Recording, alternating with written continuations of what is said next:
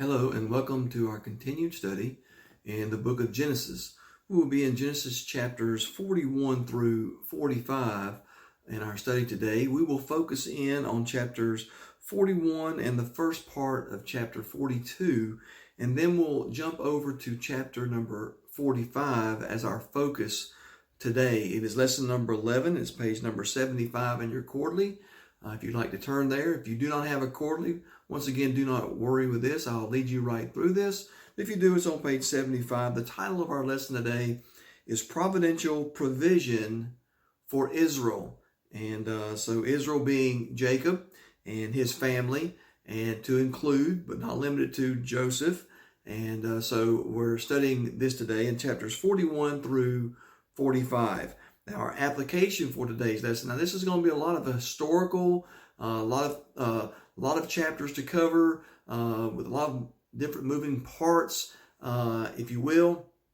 But we want to try to apply this to our lives and help us better understand what the writers here would like us to see and what God would like us to see in these chapters. And the application is that the student will believe that God will make all things work together for his good. Now that application is stretches it a little bit. The Bible is clear that all things work together for good for those that are called according to his purpose. We know that is for the saved. The lost do not have those promises. All things working out for good. But we know in the life of Joseph and his family Jacob that God is going to work all this that's going on in Joseph's life for good. And that's where they will end up there being good. So in chapters 41 through 45, which is what we're studying, God continues to show us how God providentially guided and directed the life of Joseph. So you can just see as you read these scriptures, and I hope if you have not read chapters 41 through 45, I encourage you to dig into the Word and to read these chapters. Because throughout these chapters, you can just see and feel the hand of God guiding and directing Joseph in his life. Now, God continued to prepare Joseph for greater things. We begin this lesson today and Joseph being in prison.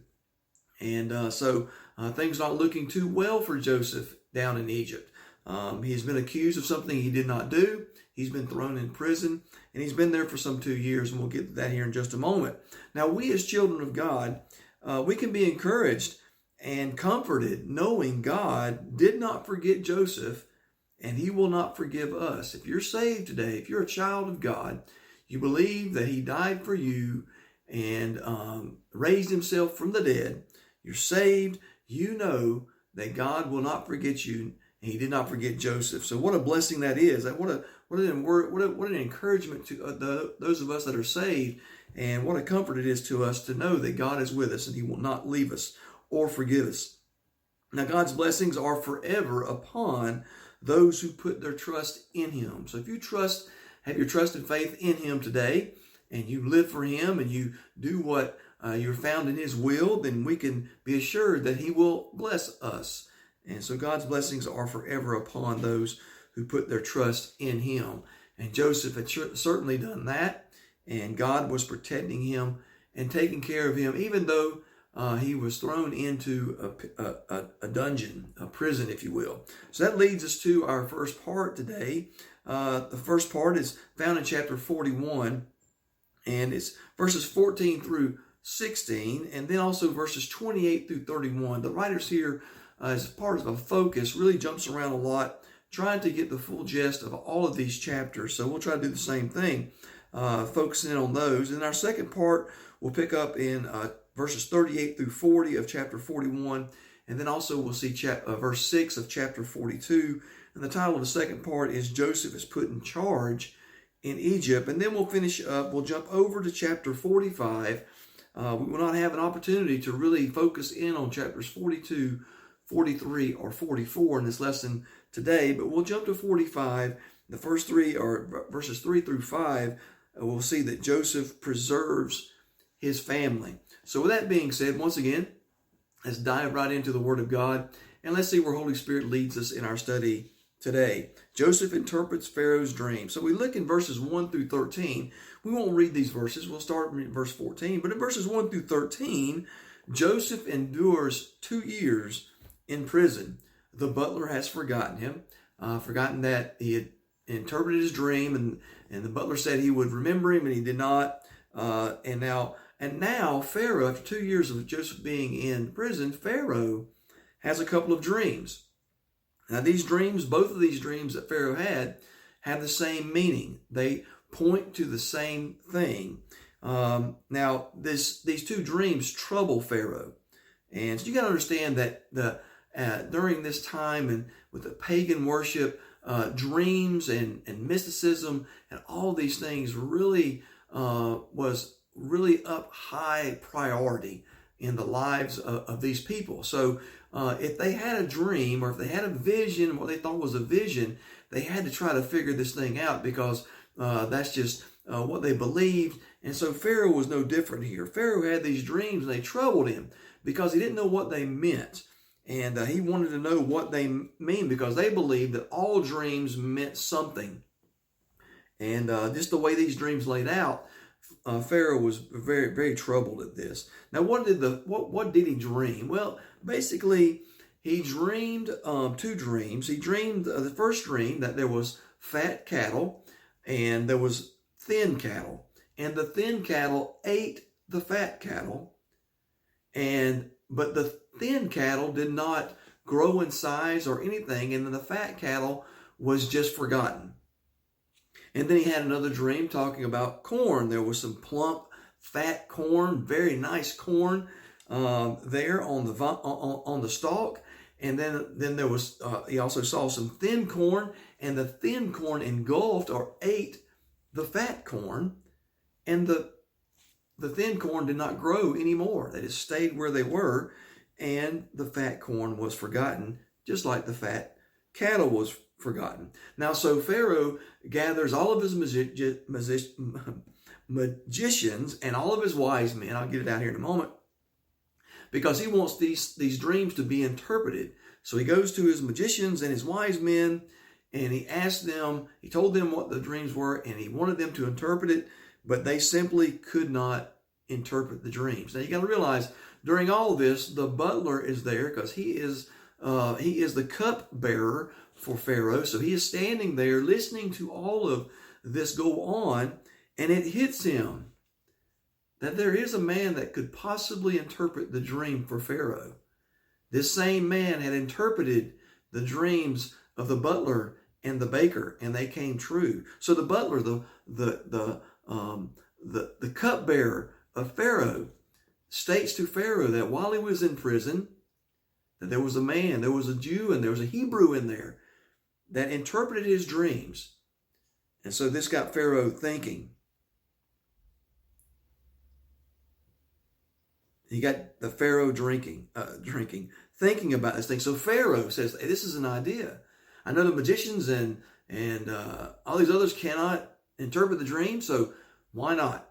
So he hastily, it says there in verse number 14, he hastily, let's read verses 14 through 16 here to bring us to where we are today in our lesson. So in verse 14, it says, then Pharaoh sent and called Joseph. So he's heard of this interpreter, this Hebrew interpreter of dreams that is in prison. So he sends for me. Then Pharaoh sent and called Joseph, and they brought him hastily out of the dungeon, and he shaved himself and changed his raiment and came in unto Pharaoh.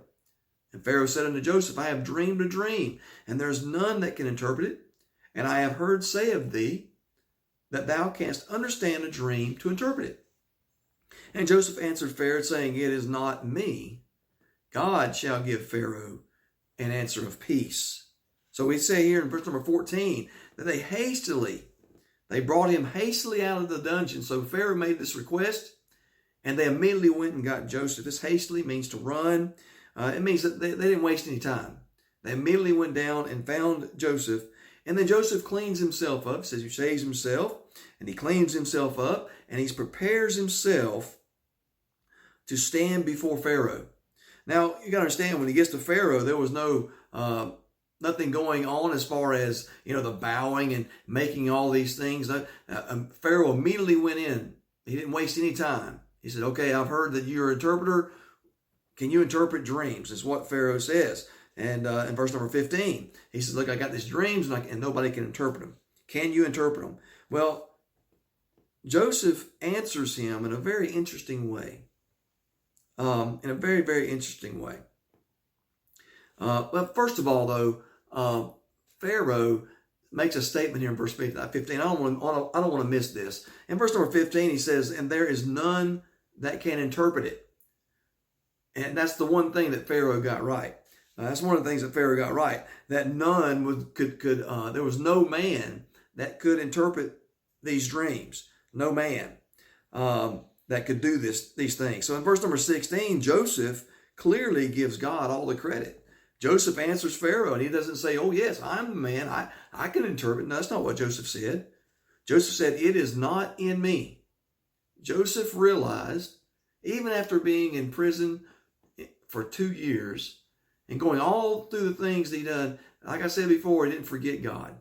He still gives God the credit. He still gives God the glory. He said, God shall give Pharaoh an answer of peace. What a statement that is. From this Hebrew slave that has been in prison, standing before the Pharaoh, stating that not me, but God shall give. Jehovah, not the gods of the land, but Jehovah, God, will give Pharaoh an answer of peace. Joseph gives God all the credit. Joseph stood before Pharaoh not in his own strength, but by the power of God. Joseph would not have been able to say that and stand boldly before Pharaoh unless God was with him. Joseph was depending on the power of God here and his strength. Now we see in verses 17 through 27, not part of our focus, but we want to point these things out. In verses 17 through 27, Pharaoh tells Joseph his dreams, and Joseph interprets them through the power of God.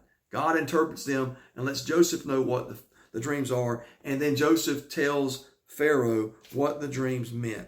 Now, in verse 28, Joseph explains further that God has shown Pharaoh what is about to happen. You look at verse number 28 there. It's a very interesting statement there. And we'll go ahead and read verses 28 through 31. This is the thing which I have spoken unto Pharaoh.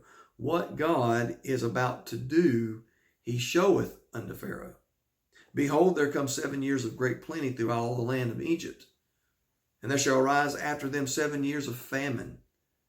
And all the plenty shall be forgotten in the land of Egypt, and the famine shall consume the land. See, he's talking just like what he had dreamed about the thin cattle eating the fat cattle, the small ears of corn eating the large ears of corn, and the famine shall consume the land.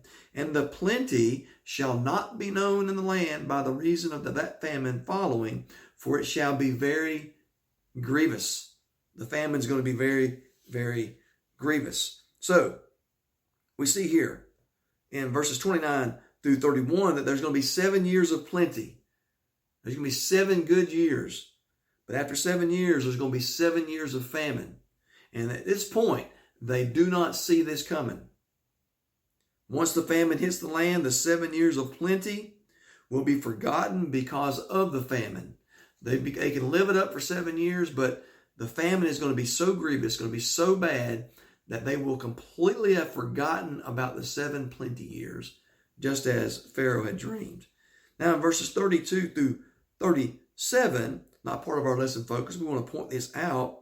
Joseph has some advice for Pharaoh when it comes to this famine that is coming. And Joseph's advice comes straight from God. Joseph tells him, he says, you need to pick out a discreet man. This word discreet was interesting here, found there. This discreet means a wise and intelligent man. To do what? To oversee the storing of the food during the 7 years of plenty. Now, according to verse number 37, Pharaoh liked that idea. Look at verse number 37. And the thing was good in the eyes of Pharaoh and in the eyes of all of his servants. So they liked that idea. They liked that idea of putting someone in charge and storing up store of food for the 7 years of plenty, so that they can be better prepared for the famine that is to come. Pharaoh liked that idea, very much so. That brings us to our second part. Joseph is put in charge of Egypt. We're going to look at verses 38 through 40, and then we'll also look at verse 6, and we'll make point of the verses in between there. So let's read verses 38 through 40. And Pharaoh said unto his servants, can we find such a one as this is, a man in whom the Spirit of God is? And Pharaoh said unto Joseph, forasmuch as God has showed thee all this, there is none so discreet and wise as thou art. Thou shalt be over my house, and according unto thy word shall all my people be ruled. Only in the throne will I be greater than thou. We have to have an understanding, try to have a better understanding of what is going on in the throne room of Pharaoh here. This man, Joseph, has just come out of prison. He had been accused of trying to rape an officer's wife. He'd been there for 2 years. Now, all of a sudden, this quickly, in one day, he goes from being a prisoner to second in command. Do you see God working in the life of this man? And verse number 38, Pharaoh asked, where a man can be found who is filled with the Spirit and wisdom of God like Joseph has? Where can we find this man? Immediately, Pharaoh puts Joseph in command, second in command. I wrote down here, God put Joseph exactly where he wanted him to be, and the providence of God exalted him. It was not Pharaoh that was exalting Joseph, which he did make the statement, but God was in complete control of the entire situation here. Even though Pharaoh did not give God the glory and did not honor him, he was still a pagan. God was in full control of what was going on, even in the throne room of Pharaoh. I can tell you today, we can apply this to our lives today. With the things that are going on in our world, sin is rampant. People are rejecting God. They could care less about what God thinks. There is no fear of God in the land, but that does not mean that God is not in control. God is in control of his creation, just as he was in control of Joseph's life and Pharaoh's life here in the throne room of Pharaoh. So, God put Joseph exactly where God wanted him to be. And then the providence of God exalted him in man's eyes. Exalted him to second in command in Egypt. So what is Joseph's responsibility now? Joseph is put in charge of the food conservation program, if you will. They got to start preserving food. This is what the idea was, to take this food that's going to be plenty and store it up, because there's coming 7 years of famine and we're going to need food during that time. So Joseph is over this conservation program, if you will. And the only one in Egypt with a higher authority than Joseph was Pharaoh. That's the only one. He was second in command in Egypt. Only Pharaoh was higher than he was. So everyone but Pharaoh, get this, everyone but Pharaoh answered to Joseph, a Hebrew slave. God in full control. A lot of people may not understand how this happened. A lot of people may believe that it didn't happen. There's archaeological digs that say that, there's people spoke of this Hebrew that was in control. I'm here to tell you it happened. God was in full control, and Joseph was put in second command. Second chariot. Given Pharaoh's ring. Arrayed in raiment. He became a prince of Egypt. Now, in verses 41 through 57, once again, not part of our lesson focus, but we want to point these things out.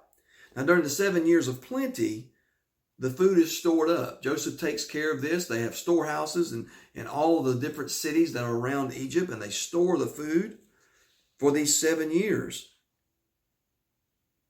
The 7 years of And also, I want to point out here that during this time of plenty, Joseph has two sons. He's given wives of Pharaoh gave to him, and Joseph has two sons, which are Manasseh and Ephraim. And in verse 53, we see that the 7 years of plenty comes to an end. The 7 years of plenty comes to an end, according to verse number 53 in chapter 41. The famine begins. All the countries around Egypt come to buy corn. Now, Joseph starts, the land of people of Egypt, they start getting hungry, and the famine is sore, so they open up the storehouses and they begin to give food to the people of Egypt. And all the other countries that are around Egypt hears that they are prepared, and they come and they start buying corn from Egypt. In chapters 42, 1 through 6 here, we see that Jacob hears, like everyone else, that there's corn in Egypt. There's food in Egypt. There's no food anywhere else, but there's food in Egypt. And so Jacob sends his 10 brothers. He don't send Benjamin. He's not going down that road again. He keeps Benjamin with him. He sends his 10 sons down to Egypt to buy corn. Now, when the brothers get to Egypt, they are met by Joseph. And they bow down to Joseph. Do we remember the dream of Joseph in chapter 37? Chapter 37, verses 5 through 8. And Joseph dreamed a dream, and he told it his brethren, and they hated him yet the more. And he said unto them, Hear, I pray you, this dream which I have dreamed. For behold, we were binding sheaves in the field, and lo, my sheaf arose, and also stood upright, and behold, your sheaves stood round about, and made obeisance to my sheaf. And his brethren said unto him, Shalt thou indeed reign over us? And shalt thou indeed have dominion over us? And they hated him yet the more for his dreams and for his words. So we see there that this dream has come true. They are bowing down to Joseph. Now, even though this lesson today, I want to point this out. This lesson today does not cover chapters 42, the rest of chapter 42 through 44. Where his brothers, they go back, they buy food, and he returns their money and puts it in the sack, and they get back to Canaan, and they find out that their money is still in their sack, and Jacob is scared to death because they think that they may have stolen it, but Joseph has put their money back in there and put all their victuals and all their corn in their bag, and so they eat all this food, and Joseph told them, and I think Joseph kept Simeon and wanted them to come back, and they finally come back, and but he wanted to have Benjamin, and so they finally agreed to have Benjamin come back with them the second time. So there's a lot going on there in these two chapters, and I don't have time to go through all of those things, but it's a wonderful story. I encourage you to read and study chapters 42 through 44. Well, why would I say that? It's vital that you read and study these chapters in order to better comprehend and see the hand of God working in the life of Joseph and in the life of Jacob and his children, his family there in these chapters. We move on forward to chapter number 45. And our focus is on verses 3 through 5. I want to read verses 1 through 5. Then Joseph could not refrain himself before them that stood by him, and he cried, caused every man to go out from him, and there stood no man with him, while Joseph made himself known unto his brethren. So his brethren has come back with Benjamin, and he's staying there, and he can no longer hold it in. He breaks down.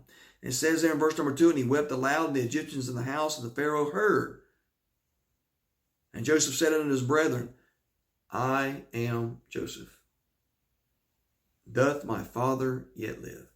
And his brethren could not answer him, for they were troubled at his presence. They're trying to figure out, is this really Joseph? And Joseph said unto his brethren, Come near to me, I pray you. And they came near, and he said, I am Joseph your brother, whom ye sold into Egypt. Now therefore be not grieved, nor angry with yourselves, that ye sold me hither. Get this. For God did send me before you to preserve life.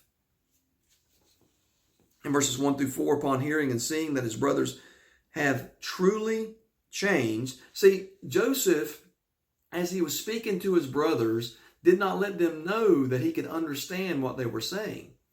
Joseph, he didn't really have to, but Joseph was using an interpreter. His brothers would speak in the Hebrew tongue, and they would interpret it into the Egyptian tongue, and then Joseph would speak in the Egyptian tongue, they would interpret back the Hebrew. So Joseph's brothers had no idea who Joseph was while they were doing all the dealings. And during this time, the brothers showed their grief and they mourned over the fact that what they had done to their brother Joseph, and they were actually saying that the Lord is paying them back for doing those things. But yet they were not going to leave Benjamin there, which is what Joseph was trying to get them to do. And they would not do it. I believe it was Judah that said, look, take my life, take me.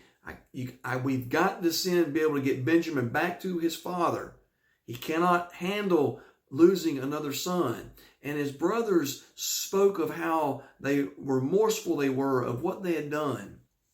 So this is the idea we get in these verses here.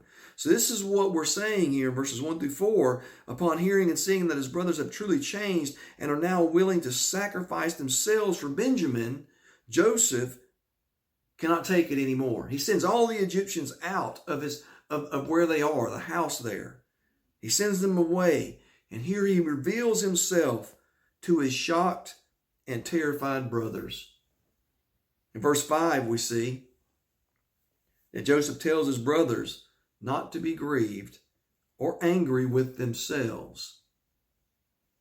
And he declares that it was not you, my brothers, but God who sent me to Egypt. Wow. Now therefore be not grieved, verse 5, nor angry with yourselves that ye sold me hither. For God did send me before you to preserve life. We see in verses 6 through 28, not part of our focus, we want to point out the last part of chapter 45, that Joseph explains that 2 years of the famine has passed to his brothers. Look, 2 years have passed. There's still 5 years of famine to come. So what I want you to do, I want you to return to our father. With Benjamin, and he has wagons. He has all these things that are given to his brothers. And he said, I want you to load up everything you've got to include our father. And I want you to come back here. And I want you to dwell in Goshen, which is right there in Egypt. Joseph said, I want you to dwell in Goshen. I get the idea of Joseph, I got you a nice plot right over there. And I will take care of you during these years of famine. And we will be together as a family. What a blessing it is to see God work in the life of Joseph, in the life of Jacob. We understand that Joseph just didn't come up with the wagons and everything to send back. Pharaoh found out that these were his brothers, and Pharaoh was fully on board with going and getting Joseph's family and bringing them back. Pharaoh was all in with Joseph. And so this is what they do. We'll find out next in our next lesson whether or not Jacob comes back to Egypt. He reluctantly does. And so that'll be an interesting study as well. I hope you have a truly blessed day, and I look forward to our next time together.